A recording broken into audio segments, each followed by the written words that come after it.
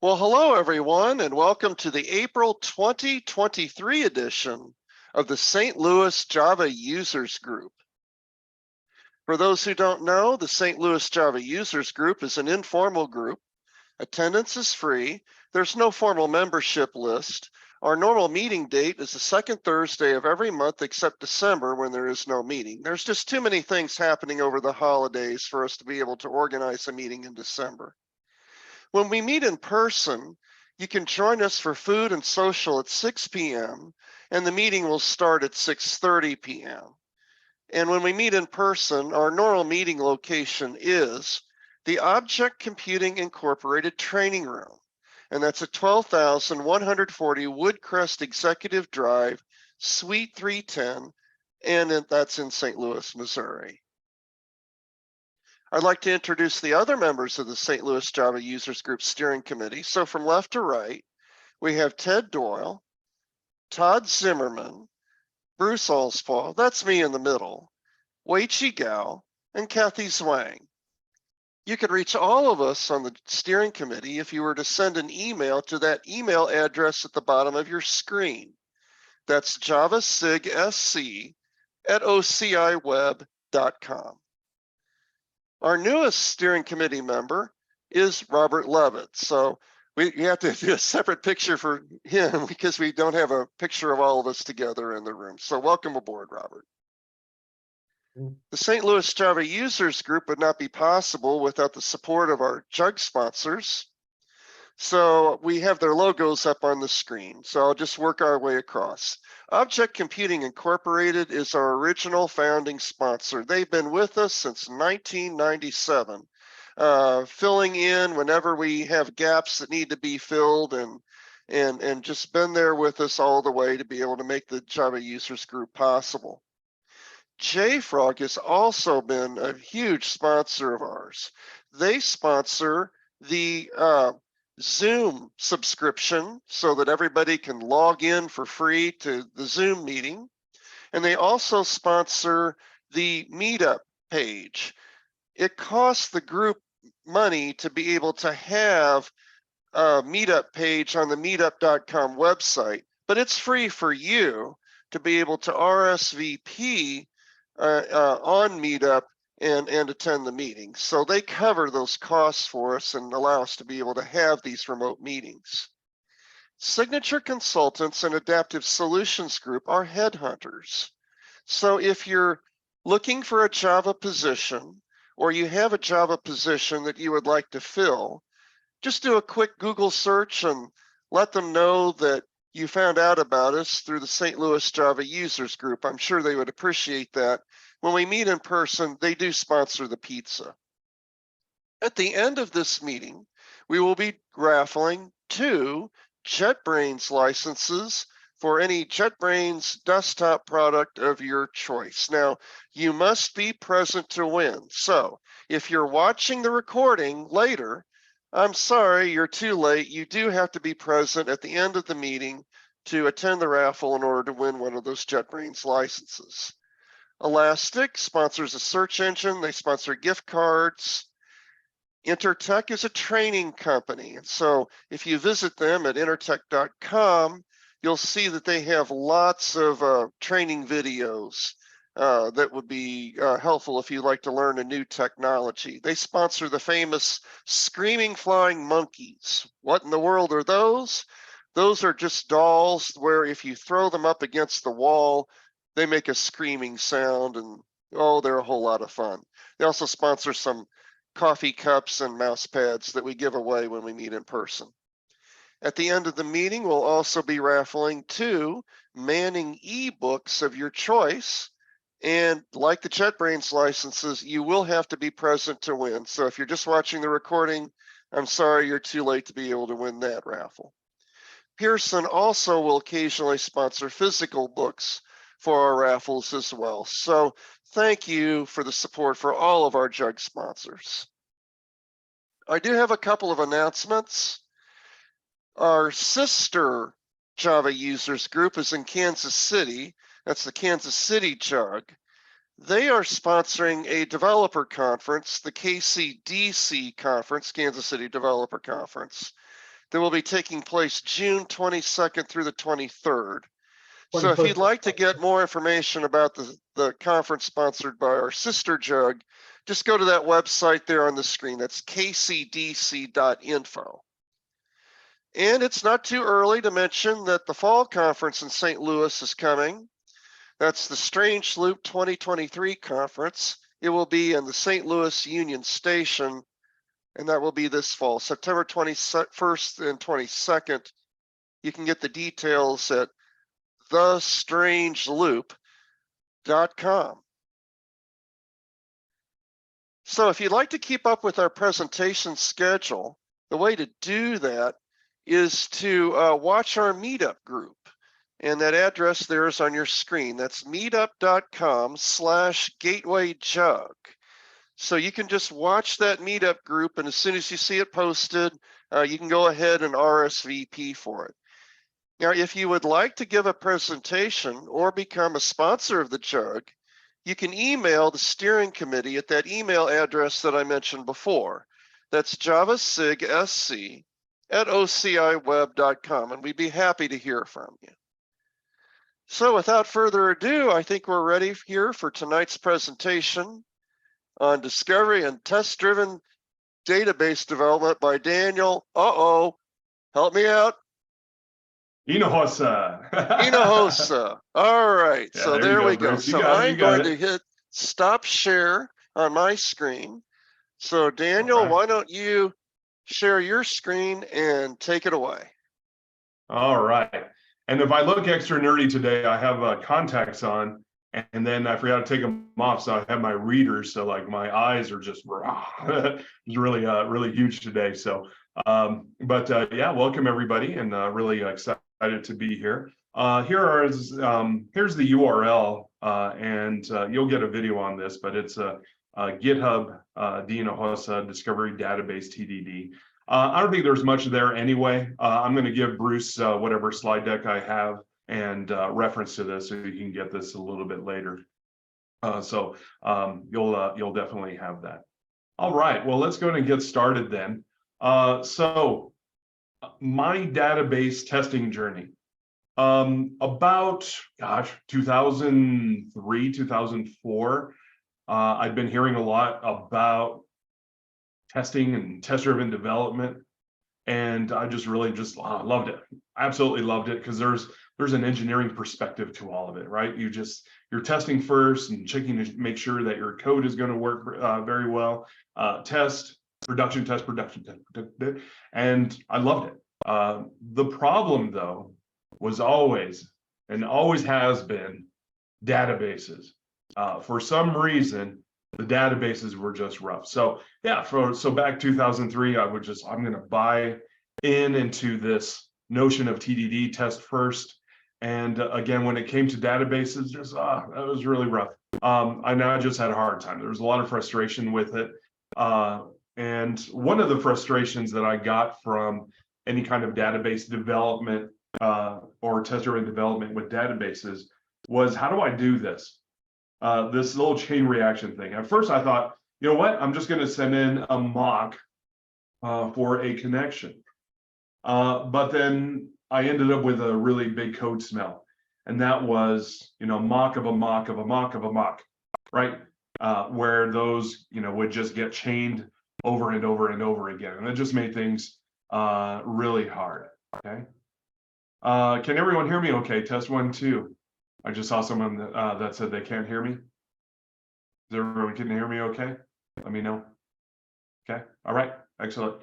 All right, so this mock of a mock of a mock, right? If I have a connection, and I'm going to use this API as an example, because I think we're all aware of this particular API. That if I have a connection, I'll set up a prepared statement, and then I'll set up a result set, right? And that's a mock within a mock within a mock. If I try to unit test this, I now have 3 mocks that I need to set up. I now need to rehearse all those particular mocks, and then I need to verify it. So that's going to make that test code just really large, okay? So if you're thinking, okay, well, just use like JPA or something like that. Well, you're still in the same boat. If you're doing like any kind of query or anything like that, you'll have a mock and a mock, right? You set up your entity manager, you may set up a query, and then you have your final object afterwards. So, database testing has just always been rough. So yeah, mocking is or can be a code smell. I try to avoid mocks, just in the same way I try to avoid debugging. I'd rather not do any of those, but I have to every now and then, particularly if you're doing any kind of legacy development. Yeah, you're going to be using the debugger quite a bit, and you're going to be using mocking quite a bit, just to get a better sense of what's going on. And here's the other thing as well. One of the things I like to do, and I really recommend this website if you haven't been here yet. It's a miskohebery.com code reviewers guide. I don't know, is that still live? I think it is. I won't go to it, but I'll just highlight the point. But the Miskohebery code reviewers guide is from a Google engineer. Some of you may recognize his name. His name is synonymous with Angular, but before all that, he did a lot of Java code. And he wrote a wonderful blog series on writing testable code. And it's also in a PDF book. You can see down there on this slide. It's also a PDF book, a wonderful read on how to do effective testing. One of them is flaw number 2. So he has like, I think, 5 different flaws, and flaw number 2 on the second one. Digging into collaborators. Objects are passed in but never used directly, only used to get to other objects. What does that sound like? Well, that sounds like, entity manager and query, or connection, prepare statement, and result set, right?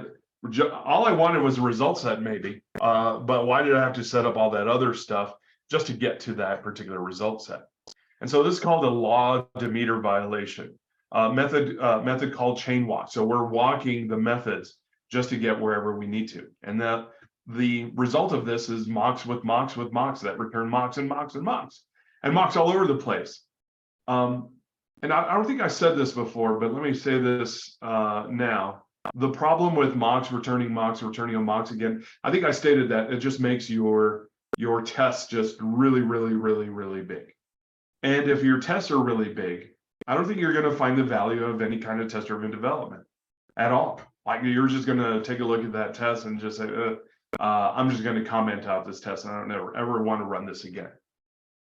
So one of the side effects for digging into collaborators is you end up naming things like this: context, environment, or environmental, or principal, or container, or manager, right? You have these general names. Usually when you name something in software with those general names, that's usually a sign that something's gone horribly wrong. Okay, so that's frustrating. And here's the other frustration for this. Try-catch blocks. They kind of like fence everything in, which is fine, except when we try to test whatever's happening within the code. Okay. Now, there are a couple of cool things that we have now. We have the try with resources block that makes things a little bit nicer. But if you're trying to do TDD unit testing, that's really rough to get into. And if you ever even attempted to do so, you'll probably know what I mean by that. And so that becomes really difficult as well. So again, we have the try with resources that kind of makes things a little bit nicer and easy. But the thing is, within this try catch block, I have this big function of me doing something. How do I get in there and test that? That becomes kind of hard as well. Plus, again, I have the law Demeter, almost, the violation here, where I'm getting a connection, and then I'm doing the prepared statement, and then I'm executing a query. Like, how do I get in there? And in order to test this, I'd have to refactor. Like, let's take a look at this code here. Driver manager get connection with the URL. Driver manager is a static. So I'd like to refactor that and hopefully move that out. I'd probably use a Lambda in order to do that. Replace the driver manager get connection my URL. Replace that one with a Lambda so that I can get my connection that way. So there's that. but I still have the problem of mock of a mock of a mock with connection, prepared statement, and then finally getting the result set from it. I'm still in the same ballpark, but I could get around it. It would just take some maneuvering. But still, again, frustration. What's going on? So again, Lambdas did make it easier. If I come back over here and take a look at driver manager get connection with that connection URL, if I lambdaize that, extract that out, that is definitely going to make things easier for me, because that way I have a hook to get in. I'm able to produce a mock, inject that in, and I'm able to get somewhere. But again, I'm still stuck because I now have mock of a mock of a mock. Is there a better way? Here's the other thing. I don't know if many of you have seen or used or thought about hexagonal architecture. Hexagonal architecture, originally developed by Alistair Coburn, is also called the ports and adapter architecture. It complements very nicely domain-driven design, separation of concerns. You have different layers. Sometimes I think others call it the onion architecture, and here's what it is. So you separate the domain from the infrastructure or the implementation. So let's take a look at this particular image here. Ooh.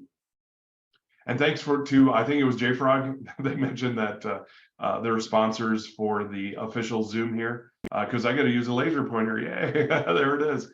All right, so within here, inside of the business logic, are your domain objects. Notice the arrows here, the arrows are pointing inward.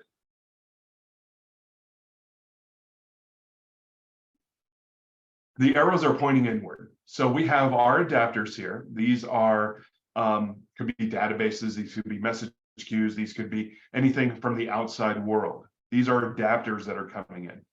If I split this in half, on the left-hand side, these are the things that are coming in. On the right-hand side, these are the things that are going out. So in other words, if this is a RESTful API that's coming in, there will be an adapter. The specifics of using a RESTful API are part of the infrastructure and the application, but not the domain. When you organize a domain, you don't have any implementation details, like REST, like Kafka, like RabbitMQ, like blah, blah, blah, like MySQL or whatever, okay? All of that is an external concern. What is internal to this is your just domain, students, registration, instructors, courses, and everything else like that. Those are going to be the domain objects, what we see here inside of that particular business logic. But these ports here give us an out, give us a way to interact with the outside world. And that's a hexagonal architecture, okay? You have your infrastructure, you have your application like your Spring Boot or Quarkus or whatever you like, and then you have your domain inside of it and everything within its place. And the reason I bring this up, because when it comes to database testing, it's all a part of the infrastructure. The domain, like I can use the domain objects, but the domain objects know nothing about me.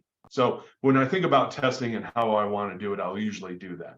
And I think most of you do that because you create interfaces that are called data access objects that have the behaviors and how they interact with the domain. So from the domain perspective, I have my domain objects and I interact with them using interfaces, again, to the outside world. One thing I just relatively learned probably within the last couple of years is this notion of Chicago versus London and the style of TDDs. Chicago is the classic style, the Kent-Beck style, but the London style goes through interaction testing, mocking, and end-to-end TDD. So different kind of philosophies with TDD. I had no idea there were like two different philosophies of TDD until people started talking about the London TDD versus the Chicago TDD. I like both, and I think I understand, how both of them are different.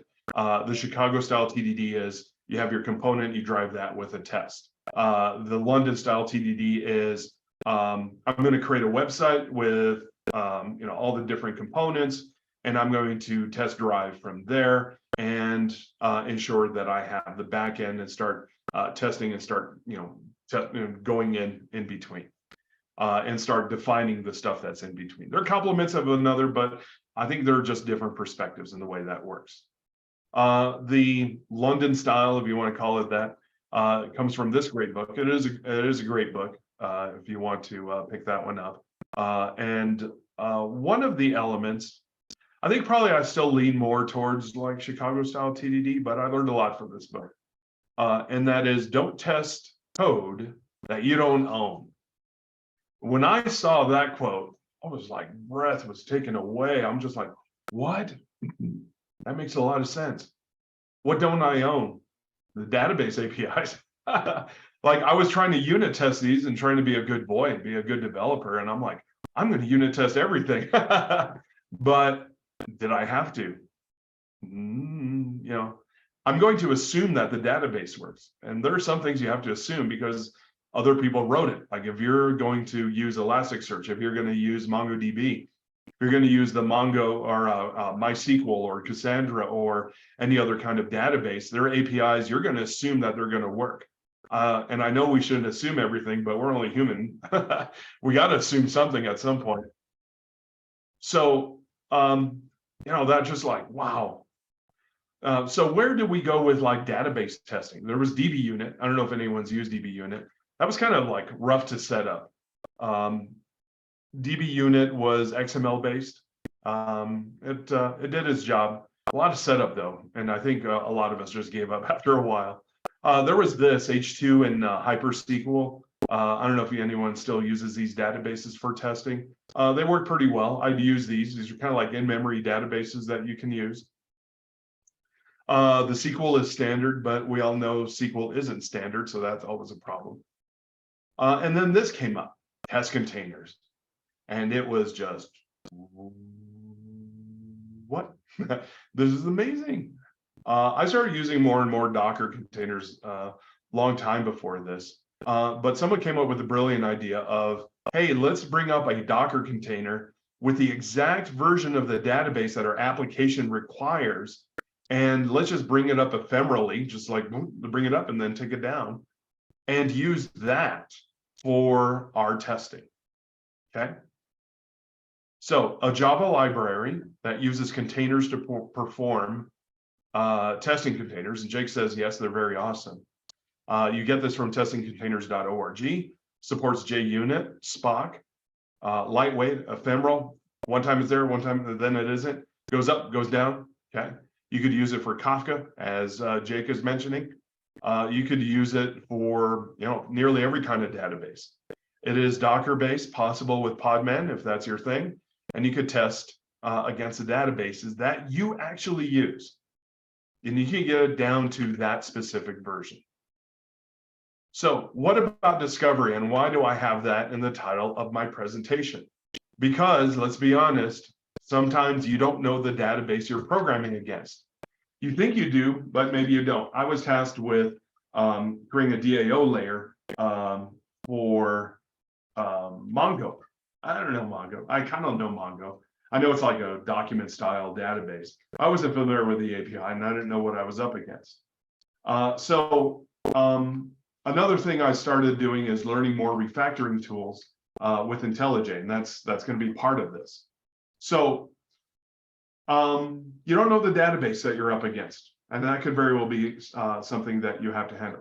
Is it Elasticsearch? Is it Mongo? Is it a different kind of SQL standard database? Are you dealing with a graph database, a document database, right? And there are different characteristics for each one of these databases, okay? And sometimes you don't know what you're up against. So it's nice to be able to create a test, have everything focused on that one particular test condition, and just work there without jumping to production code and try to get everything in production. Bring a sample in, feel around, get an understanding of why things are where they are. Here's the other thing too, like databases are in the cloud as well. Like you have different cloud providers. So Let's see, Ted has, even if you use the same vendor, there may be differences between versions, for instance, Oracle, absolutely. Right, with the versions, you know, sometimes features are there, sometimes features are not. That's an excellent point, Ted. So one of the things that I have is language matrix. A neat little project. It is, you know, trying to learn every kind of language that there is. When you learn more and more languages, things kind of plateau to a certain point. This year, I'm trying to learn Rust. Rust is actually kind of a hard language. At the surface, it's easy, but after a while, you know, it tends to plateau all the different kinds of features. I think databases are kind of the same, but although you have like different characteristics of it, you know, are we looking at a document style? Are we looking at a key value store? Are we looking at standard SQL? Are we looking at new style of SQL? Are we looking at live analytics? You know, there are lots of different kinds of databases and some things that we don't understand. But if you create like a, you know, a test, or maybe have your own personal matrix of like all the different kinds of ways that you can interact with a particular database, then I think that's going to be a good win for you. Okay. Neil says, I know TDD code that I don't own, but I do acceptance testing case behavior. I depend on changes from version to version. I think we're going to be saying the same thing. We'll get to that, and I think we'll get into some like opinion territory on that, where you may not agree with everything that I'm going to say, but I think Neil and I think we both concur on that same philosophy, is that you're not doing the unit testing. I'm going to be doing what I believe is integration testing with a database, but you could also, I think you call it a acceptance style testing with that particular database. And here's where I go into an opinion territory, where you may or may not agree with me. And that is, and I think one of the things that I believed incorrectly is that TDD is unit testing. I think that's where I ventured, you know, too far off and became too dogmatic with TDD. I think you could do TDD with integration testing, and I'll show that here. Again, TDD is test-driven development, where your test drives everything. Now, are you driving it as a unit test or as an integration test? I'd have to take a look at the original book. I don't know if there was ever anything that said it has to be a unit test. I could be wrong about that, though. Anyway, that's more of an opinion on my part. All right, so refactoring skills with IntelliJ, okay? After this presentation, Bruce said there's going to be 1 or 2 licenses given out. Hopefully, if you if you don't have an IntelliJ license, hopefully I'll make you salivate on some of these refactoring skills. So bringing both of these together, oh my gosh, look at this. I want you to have this feeling. Look at that. It's one of my favorite animations. Oh, so good, right? Okay, so here are some of the key commands and what it does. And I'll be using these as part of my demo. Control T, this is refactor this. Control Alt Shift T is refactor this, but on Windows. Option Command M is extract method. Control Alt M is extract method. Control Command P is extract parameters. And Control Alt P is an extract parameter, but that's on Windows. Okay. Now, I brought this one up. I don't think this thing exists, but one of the things that you could do is, you know, Stack Overflow is a good utility if you know what to do with it. And that is, you know, they give you a snippet of code. Now, is that snippet of code, should it look like that in production? Probably not. But if you're trying to understand the database, particularly one you're not familiar with, or trying to write testing code for it, bring it in and make it all just one big test, but then do some refactoring afterwards. All right, so let's give it a try. So what I have here, and give me a second so I could do a little bit of a setup here.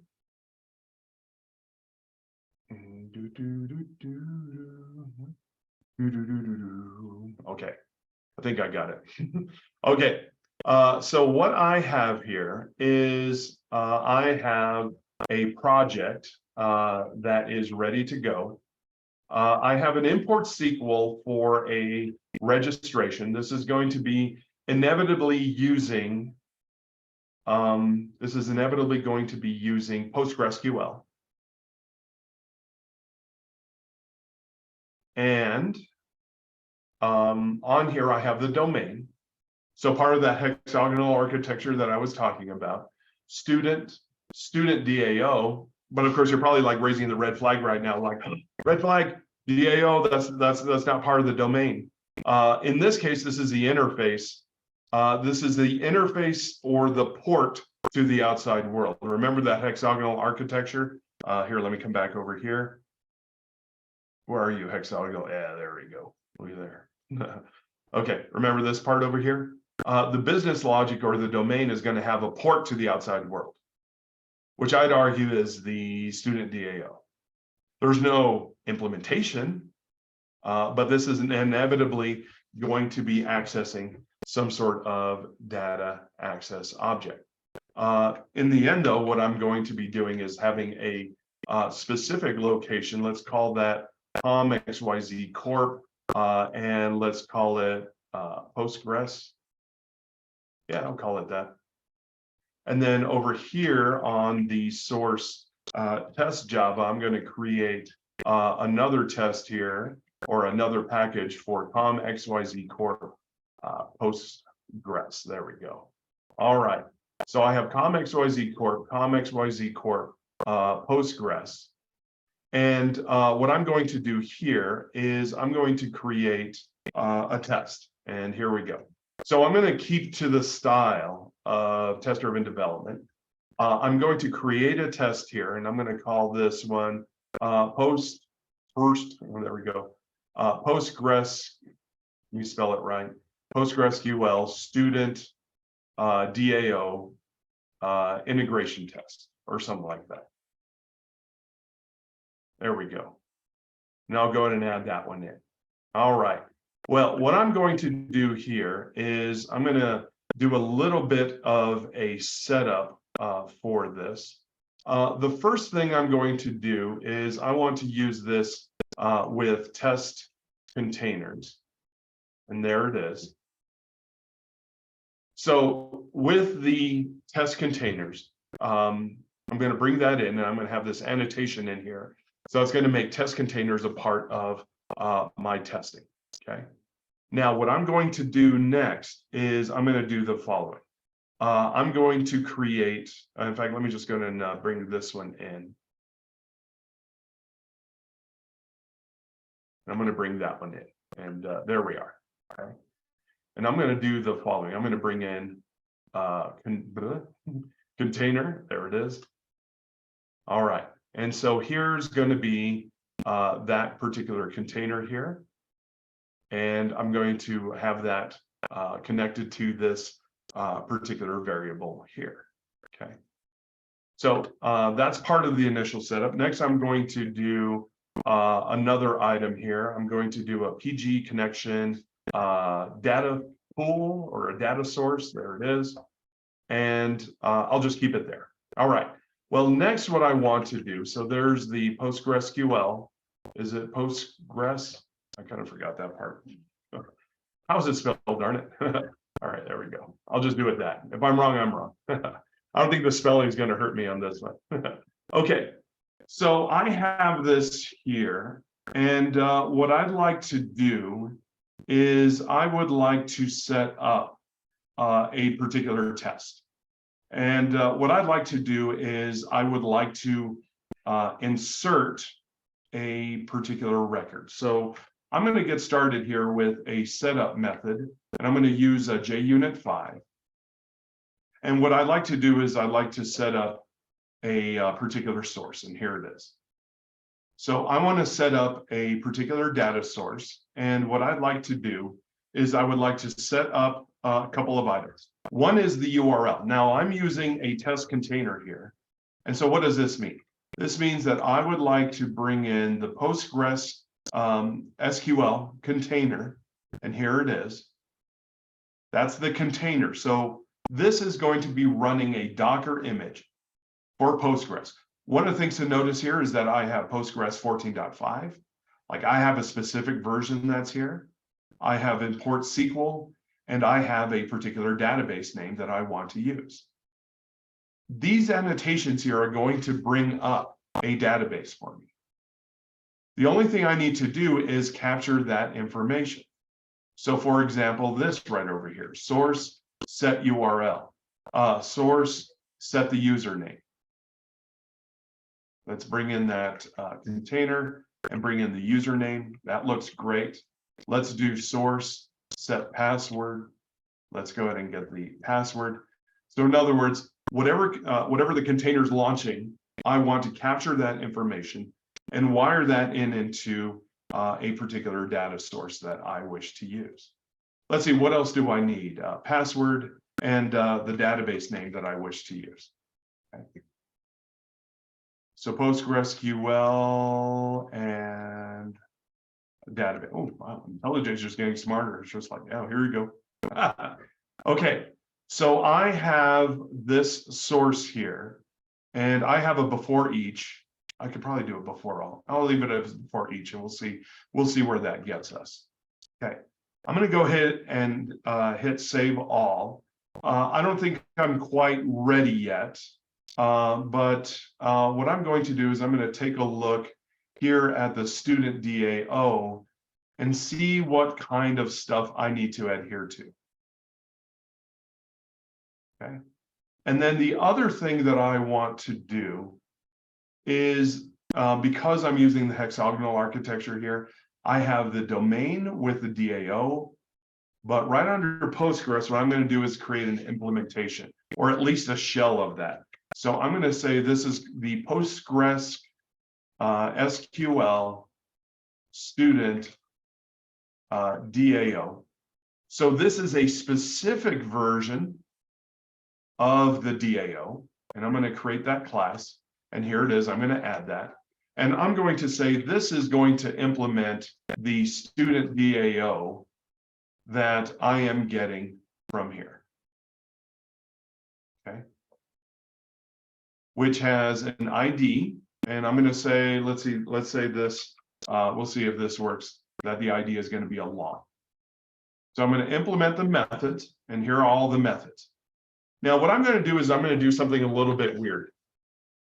Because this is the way I like to roll. I don't like this return null that automatically gets created. I have what's called a live template in IntelliJ, and that's question mark, question mark, question mark, and then I hit tab. Because this one's going to throw a unsupported operation exception. The reason I'm doing this is because I don't want any false positives.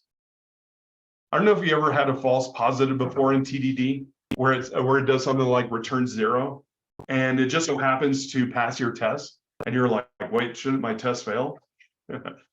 So to me, that's a false positive. This one is just going to force something bad to happen, and here we go.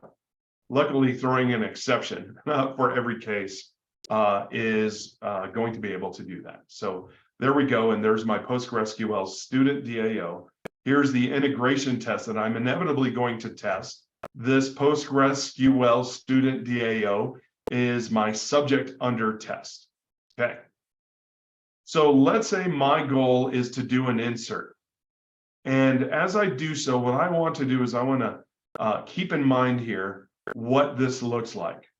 This is going to bring in a student and return a long. Bring in a student object and return a long. Let's see if we can get that working. So here is where I'm going to do a test insert of a new student into PostgreSQL. So hope that works. All right, there we go. And what I'm going to do is right in here, I'm going to do my Stack Overflow driven development. I don't have to create my production code right now. Okay, I can just try things out. I usually use MySQL, by the way.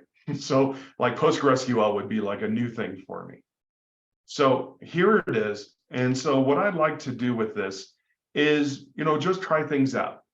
So I know that I would like to have a connection Let's try it that way. So here's connection, and I'll put in a try with resources block. There's the connection here. And I'm going to say source.getConnection. And also, I think what I want to do, and here I'll add a catch clause onto this. And just building up to it, I think what I also want to do is I think I'll have a prepared statement here, because I am going to do a prepared statement. And give me a second. I have the SQL code here, so I don't make a mess of things. Stand by. Yeah, here it is. All right. So here's the prepared statement. I'm going to say for this connection, go ahead and prepare that statement. And here's that statement here, I hope. Did that work? Yeah, there we go. I'm going to do a join on this and just bring this in to make it look a little bit cleaner. I'm going to leave this one red because IntelliJ wants to map it to a database. Here's the registration. This is inside of an import SQL. And inside of the test, I am stating here, go ahead and bring this in as a init script. And if you put that under source main or resources and have that script there, that import SQL, it should be able to import that into a database called school. Okay. All right. Well, here we go. Nothing like live coding or a presentation. I've got a prepared statement here. And I think what I'd like to do is prepared statement, set string 1. And what I think I'll do is I'll use Neil's name since Neil asked that last question there. So first name is going to be Neil. Second one is going to be Ostrov. Okay. Student ID, I think I have it as a varchar. Maybe they have like their own kind of formula, so I made it as string. And there it is with those particular values. And then what I'm going to do is I'm going to do a prepared statement execute to make sure that I can place that in there. And then the other thing that I would need to do, give me a second here. I'm going to do, because I think I can have that as well, return generated keys. There we go. So there's the prepared statement. And let's see, where is the get generated keys? Yeah, here it is. So I'm going to bring in that particular result set, and I'm going to say generate keys, get me the next one. There we go. Let me move this up so that way everyone can see it pretty clearly. So here's the generated keys. I'm going to do a next on this. When I do a next, that will just, let's say I just want to run that one. I'll do a generated keys next, and I'm going to say get long, I think is what I want. And I'll get the first one, which should be, oh yeah, this should be the identifier. So I'm going to go ahead and bring that one in. And I'll call that one ID. I don't think that's going to conflict with anything. I'm going to make that a capital long on this. All right. Well, I think I'm doing okay. Let me just review here. This is persist with a student, which I haven't integrated yet, but I need to return a long. That's my goal for this persist. So what I'm doing here is I'm just kind of like inching towards it. I have my prepared statement. I have a result set here. I could probably put this, yeah, I could probably put this in another try catch block.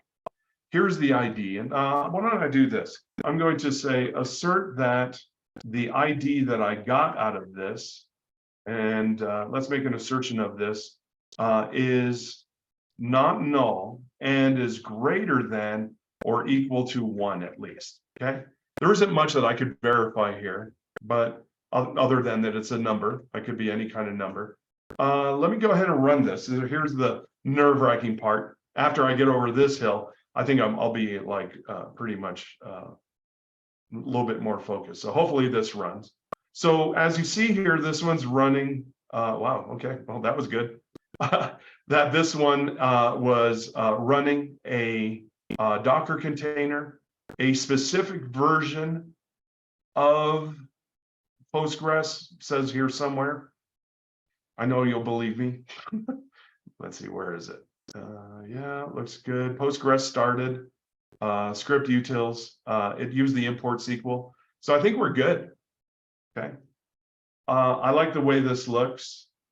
I could also, let me attempt this one. I'm going to try a try catch or try with resources block on this one. Let's see if that still works. So here's that one with the try resources block, and I'll catch a SQL exception on this.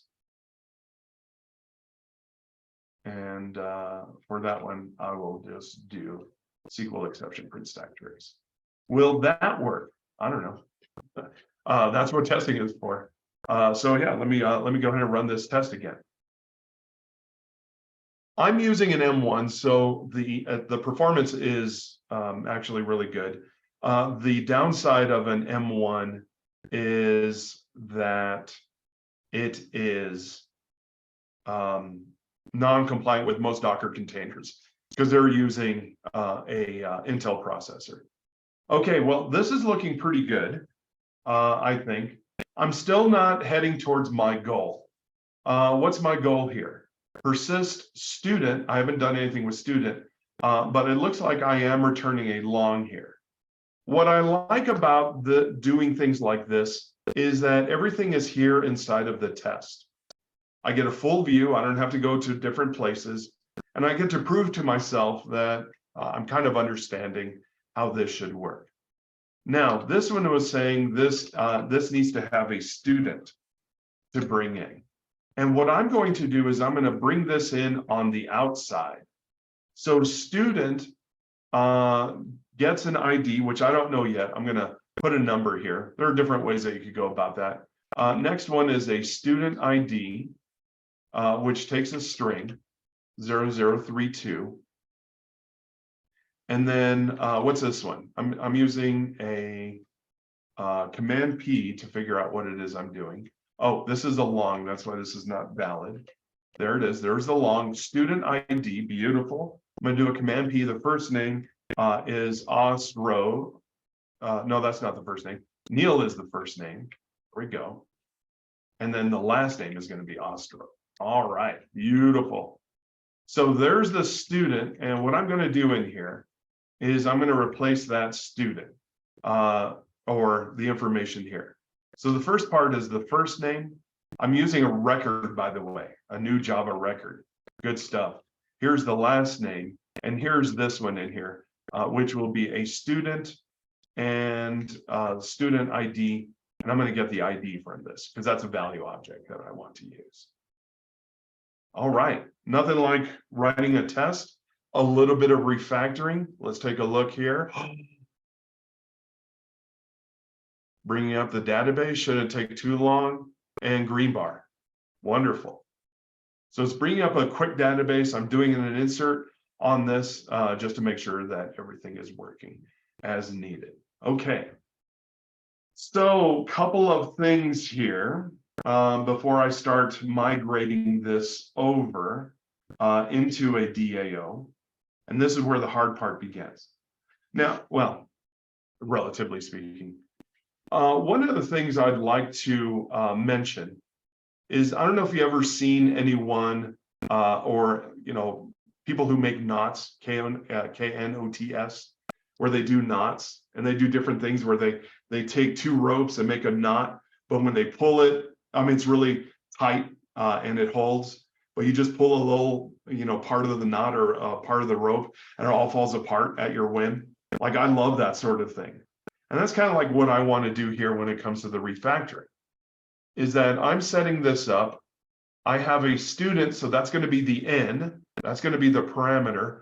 I have the this part right over here, which is the assert, and that's the out. So I don't think I like this. So what I'm going to do is I'm going to bring that one out. There it is. And what I'm going to do is I'm going to make this the ID, and I'm going to have the return value over here. This may look kind of strange right now. What am I doing? I am shifting things out. So the student in here is going to be the input. The long ID here is going to be the output. Okay. And let's see. And everything within here is going to be sealed in from this. Everything's going to be, what I mean by this is that everything in here is inevitably going to be in its own method. And here's the assertion that the ID should work. And I think I'm okay for now. So what I'm going to do, oh no, I'm not yet. Here's this thing over here. So one of the things I have to determine is what is a parameter, and in other words, what's coming in as a method parameter, and what is coming in as a constructor, or as a constructor parameter. So I'm going to argue on this one that this source get connection should be part of a constructor parameter. So I'm going to get that part done first as I do so. So far, just prepping things. But what I'm going to do now is I'm going to set up subject under test. Okay, and here it is. Okay. Now I know some of you are like, oh, this is crazy. But let's see how we could wire this in. Yeah, that's good. Yeah, Ted, I probably would do that as maybe a secondary test as part of it. Yeah, all that's good aggressive testing.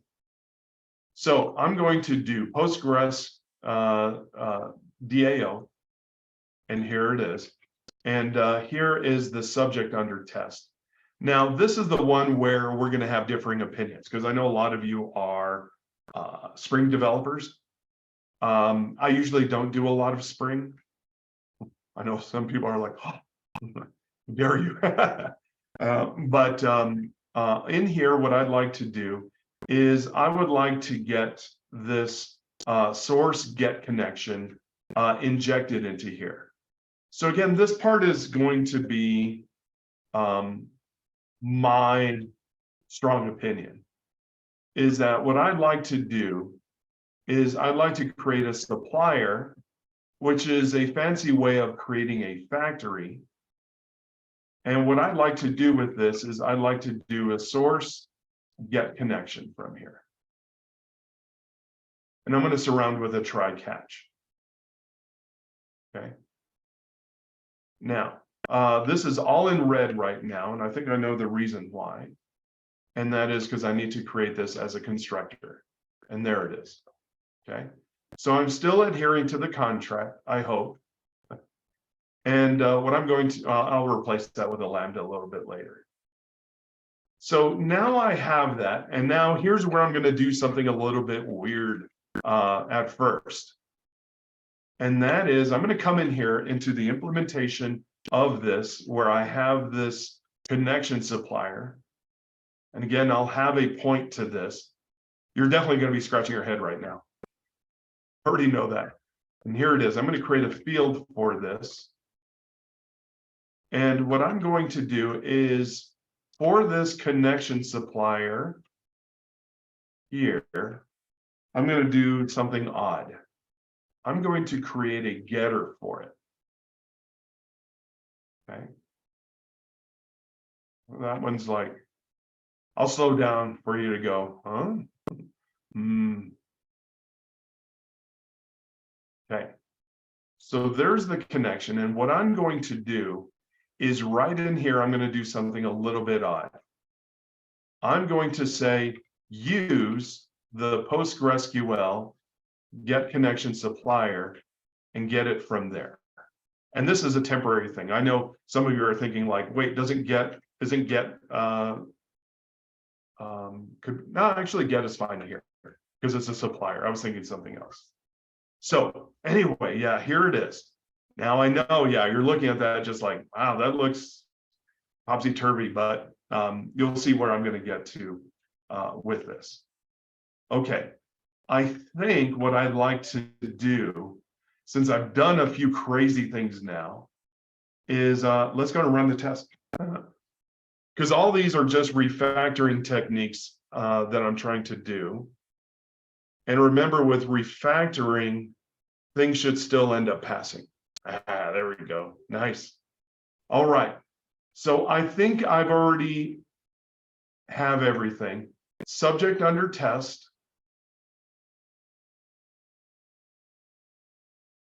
To make it a little bit more highlighted, I'm going to call this one the connection factory,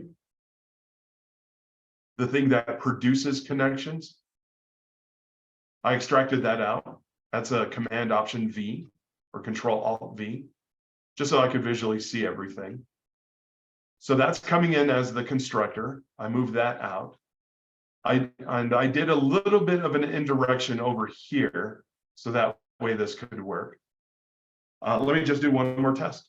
Again, nothing wrong with these tests. Test containers has the container cache, so it should come up fairly quickly. It's not like a unit test, but it does pretty good. Everything is good. All right, now, the next part. Oh, here we go. I call this one the blob. It's called extend selection. You ready? Right?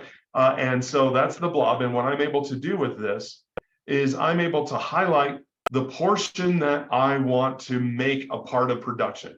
I've seen how it looks. Again, my point here was if you don't know the database very well, you may just want to treat this test as your playground. Try different things, see what works. And if you get something that works, and you're ready to move that in production, you know, I'm going to propose here, you don't have to do like copy and paste and things like that. I think there are ways that you can elegantly do this using refactoring tools. And so what I just did right now is I just did the blob. And I'm selecting the thing that I want to make a method out of. And here I go. So I'm going to call this one the persist candidate, because that may be the one that I'd like to use. And again, this is just purely a candidate here. Okay. Let's see, what do I have here? Something's a little bit wrong. I'm going to do a Command Z. The reason I said that was a little bit wrong is that the ID came along. Where are you, ID? Here's this one where we have the generated keys. But I thought I had the ID over here. I don't know why it did that. That's a bummer. Because student is coming in. ID is an outside concern, so it should not have brought that in. You know what I'm going to do? I'm going to do a little trick here. I think it wanted it a little bit closer for it to understand that. All right, we'll see if that works. If not, I'll make some corrections on it. All right, let's try it again. Yeah, it still wanted to do that ID, but I think I'm okay. I'll just make a little bit of a quick fix with it. I'm going to call this one the persist candidate. This shouldn't be bringing in the ID, so I'm going to go ahead and get rid of that.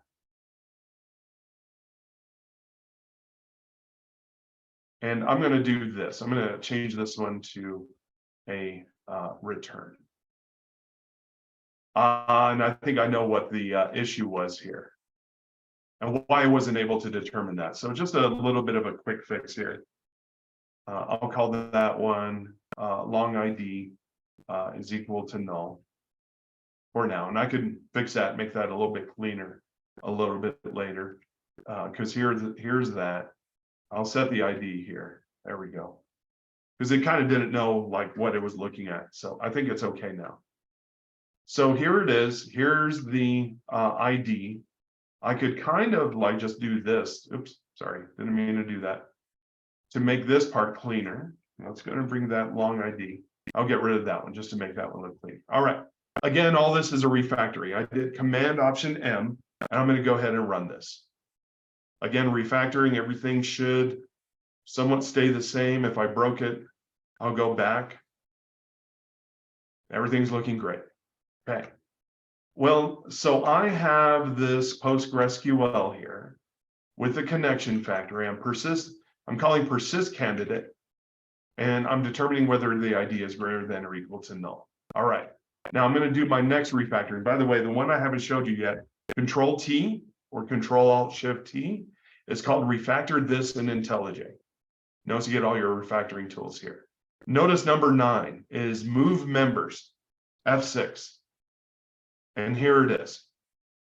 It was glorious enough for it to make it static, because what I could do with this is move this under Postgres. I can move this over to my production now. Again, I kind of saw like the way things ought to work, and I could do a refactor. And here it is. So here's the test. It has the input. The output is gone. The subject under test is here. I'm going to remove that. And here's that. Cool. So that method went to the production, but it's not quite what I want. Let me go to this persist candidate here. And I'm going to make another call here. I'm going to do Control T, and I'm going to convert this to an instance method. And this will ask the question, select the instance expression, and it's this one, because this one's going to represent the class that it's supposed to be. And I'm going to hit a refactor and take a look at what's going to happen to the signature. Ready? 1, 2. Cool. So here it is. Persist candidate brings in a student with the information here, the ID. I may want to clean that up because there are better ways to go about it. Here's my persist candidate, which returns a long. Now, let's see who's using this persist candidate. But you're thinking then, what? Wasn't it called persist? You're absolutely right. And so what I'm going to do is I'm going to go to persist here, because this is the thing that I wanted to test.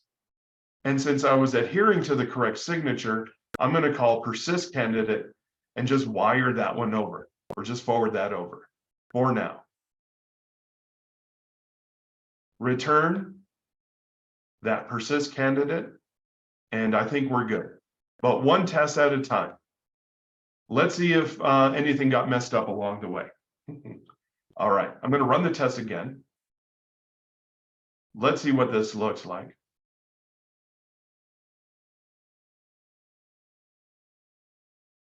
Green bar, right? That's a whole idea for a refactoring.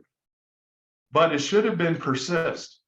Well, persist, I'm just wiring it back over to that persist candidate that I moved over. But I'm going to call persist. Does it still work? Again, with every refactoring, I can do just a quick run of the test, and everything is still working. Great. So persist works. Long works. I'm getting the information that I need from it. I am plugging in the factory in here. Okay. I could extract this out of the test if I want to. But let me come in over here and let's do one of the final refactorings. Here's the persist candidate. And what I'm going to do is I'm going to do an inline. Inline, keep method, or inline, remove the method. Well, persist candidate only has one occurrence. So I'm going to remove it and just inline it here. By the way, with IntelliJ, you can just do Control R. So if you've already run it, you do a Control R or Shift F10, and we'll go ahead and run that test for you. Here we go. Does my test run through with a refactoring? Still does. That's absolutely great. Now, within this method, I could start to rearrange things if I want to. Let's see if this refactoring would work. Get rid of that, get rid of that, get rid of that. Maybe. Oh, you know what? It wanted the return. It looks like it needs a return over here as well. So I'll just move that one back. I didn't win on that one, but maybe there's some other way I could go about it. So if I come back over here to the test, I'm now getting my production. I am also doing this test driven in the way that I want that to look. I can argue that also that I can make this a field. I forgot what that one is. Introduce a field. There's the connection factory. And part of the setup. Subject under test. There's the input. And there we go. Look at that nice lean test here. Here's the connection factory. That's a supplier, so I can replace that one with a Lambda. That's looking really good. I have my PostgreSQL container, and everything is looking really sharp. Okay. And then if I go over here to the persist, take stock of what we have. I like to clean that up a little bit more, but just out of time, maybe that's not the best way to go about it, but pretty close for whatever it is I need. I have a test for it. I can have my test coverage for it. Now, Ted's question was really excellent. Something I wasn't thinking about before starting this. When you test the first or last name, do you want to ensure that they are there? Yeah, absolutely. That's a really great one to test as well. So if I were to venture onward for this, what I would do is I would set up a test for it. So for something like this, test insert a new student where the first name and last name already exists. Okay. Now this one, the thing I'd have to be careful for something like that. So Ted has a really excellent test, but one of the things I think we're fine because this is a before each on this one.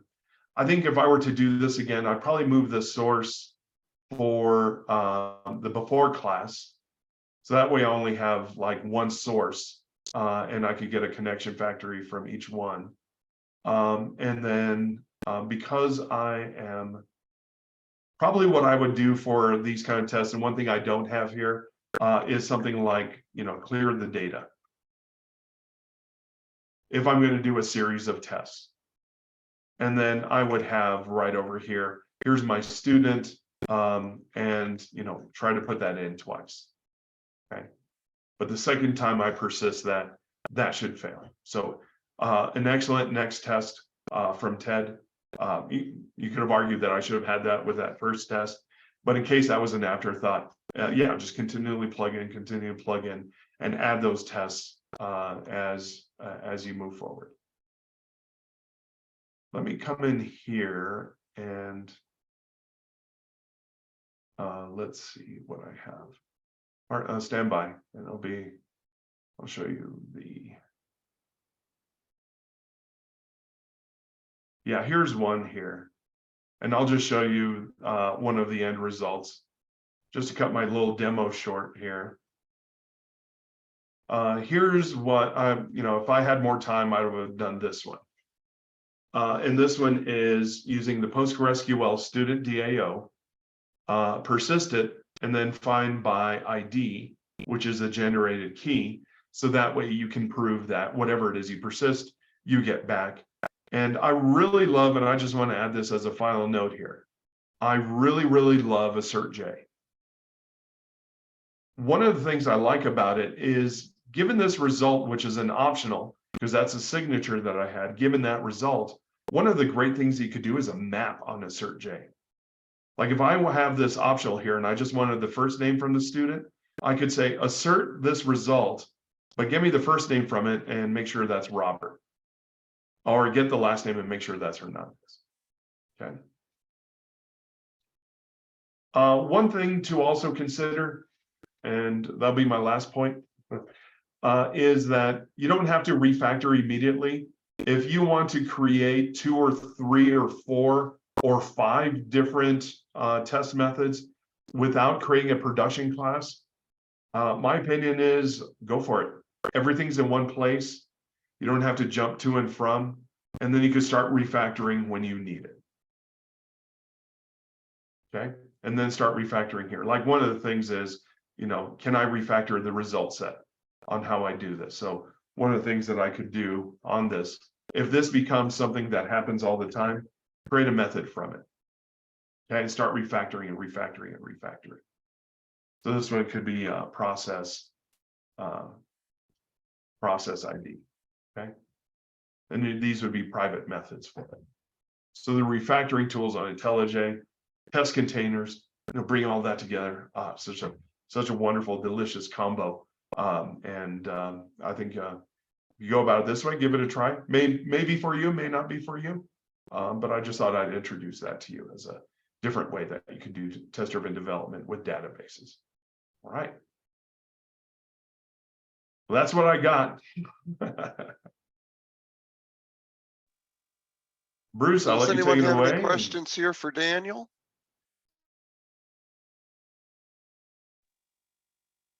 You can go ahead and type those into the chat. Yeah.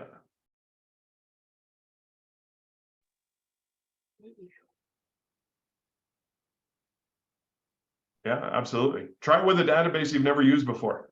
Like if there's a database that you've heard about, there's likely a test container for it.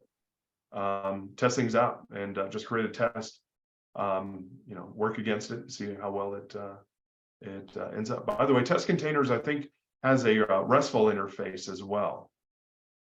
So it goes pretty deep of all the different things that it can do.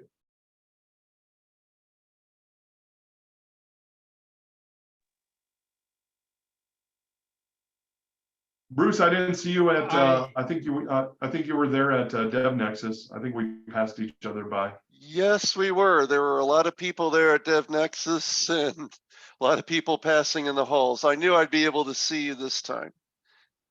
Yeah, and I think Robert, I saw you over at St. Louis, no, Fluff? You sure did. Yep. Yeah, so he makes the rounds. Makes the So rounds, thank you yeah, very absolutely. much. If there's no more questions, then I guess what we'll do is we'll move to the raffle for those who are still. Oh, it looks like Ted has a comment. Oh yeah, in my test, I create a final with a value, so I do not have to worry about typing the name. Yeah, I create instead of typing in like I forget like Neil or Michael or whatever it is, I create a variable that's final with that value, you know, and then I stick the value in when I put the value into the database in this case, and then when I get the value back out, I make sure it's equal to constant. So if I want to change the name, I only have it one place, and that way I don't repeat myself. I keep my tests dry. Yep, absolutely. I do the same thing. I should have done that here, but yeah, that's a good refactoring of just like extracting certain names so that way you know you're not misspelling things or whatever. And also I do that with the SQL statements. I didn't do that in my demo there, but I hate making you know, if I have to use that SQL statement over and over again, I'll extract a variable or a field or really a constant so I don't have to do that a lot. Yeah. Thank you. Thank you. All right, well, cool, everyone. I hope you get the IntelliJ license because that's where you're going to use those refactoring tools and love it. So I'll hand it over to you, Bruce. And Bruce, if I sneak out, you know, during the raffle, thanks everyone here for hosting me. Appreciate it. Okay, well, thank you, Daniel, for a great presentation here. So at this point here, I'm going to stop the recording and we will move to the raffle.